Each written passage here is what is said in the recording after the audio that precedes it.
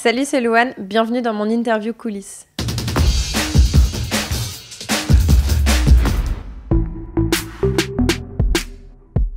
J'ai grandi dans le Nord et c'est un club qui se trouve sur la plage du Touquet, qui est une plage que j'ai beaucoup fréquentée plus jeune, les week-ends, les vacances. J'ai de la famille qui habite là-bas et en gros c'est une sorte de lien retour aux sources, quoi. On en a parlé avec mon management et mon label et on s'est dit Martine Parr ce serait incroyable. En plus justement je cherchais ce truc un peu authentique qu'a Martine Parr dans ses photos pour l'album, et on s'est dit que honnêtement il accepterait jamais de faire une pochette pour moi. Donc on a demandé en se disant qu'on aurait une réponse négative et il se trouve qu'il a accepté. On était tous très heureux, mais c'est vrai qu'on s'y attendait pas. Ensuite, on s'est rencontrés un jour avant le shoot. On a dîné ensemble et c'était très cool. Et on s'est vachement bien entendus et on a fait le shoot le lendemain et c'était très cool.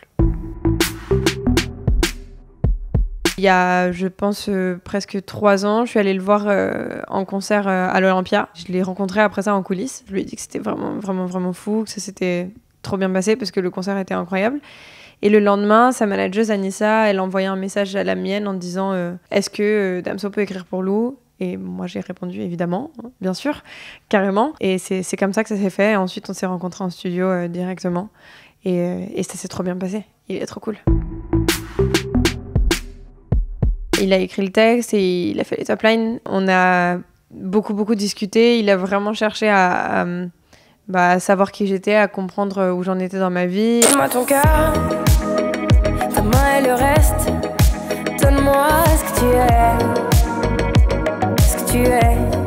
Donc il m'a posé plein de questions qui étaient ultra personnelles, parfois méga piquantes, et tout ça sans aucune gêne, sans aucune intimité malgré tout, ce qui est assez étonnant, et avec comme seule envie de savoir la vérité. Dis-moi tes peurs, chagrin et le reste.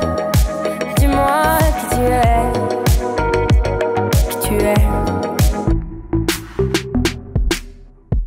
J'écoute beaucoup PNL. J'écoute pas mal de rap italien aussi. genre Sfera e Basta, genre Ta Supreme.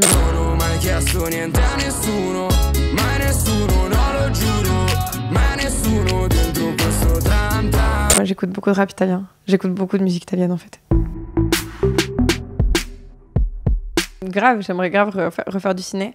Pour l'instant, c'est pas prévu parce que je pense que j'ai vraiment besoin d'être très concentrée dans ce que je fais et que je suis pas capable de me battre sur plusieurs fronts. Donc pour l'instant, je suis vraiment dans la musique. Je devais défendre l'album. Après, si tout va bien, on partira en tournée. Ce serait vraiment cool. On attend de voir ce qui est faisable ou pas. Et ouais, pourquoi pas après refaire du ciné, carrément. En fait, Watch Out for the Tornado, c'est le nom de mon compte perso qui a évolué. Mon premier, je sais plus ce que c'était mon premier compte perso, je l'ai appelé Fire Gun, ensuite je l'ai appelé Head Over the Moon, et je suis arrivée à Watch Out for the Tornado. Je changeais pour pas que les gens me retrouvent. Je trouvais toujours un truc un peu spécial. Et ouais, il y a 2 ans à peu près, j'ai changé, un peu plus de 2 ans, j'ai changé mon pseudo pour Watch Out for the Tornado. Parce que vraiment, j'avais la sensation je suis un peu une tornade en vrai. Et ce qui s'est passé, c'est que j'ai fait fusionner mon compte pro avec mon compte perso. Et j'ai choisi de garder le nom de mon compte perso, qui est Watch Out for the Tornado, parce que je suis un peu une tornade.